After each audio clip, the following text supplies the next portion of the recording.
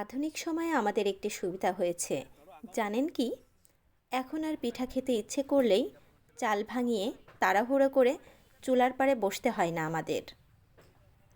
এলাকার মোড়ে গেলেই শীতের সময়ে কিছু মিষ্টি ভাবি আমাদের জন্য অপেক্ষা করে, যারা অনেক যত্ন করে আমাদের জন্য এই পিঠাগুলো তৈরি করে। তার মধ্যে অন্যতম মজার পিঠা হচ্ছে এই ভাপা পিঠা। আপনারা কোনো পরিশ্রম ছাড়াই এই মজার পিঠাগুলোর স্বাদ নিতে পারবেন। এই পিঠাগুলোকে খাওয়ার জন্য আমাদের সামান্য কিছু টাকা খরচ হবে, কিন্তু ভালো লাগার পরিমাণটা অনেক অনেক বেশি। তাই আমরা আমাদের এই মিষ্টি ভাবিগুলোকে ধন্যবাদ জানাতে চাই, যারা এই পিঠাগুলো অনেক যত্ন করে তৈরি করে আমাদেরকে খাওয়ান।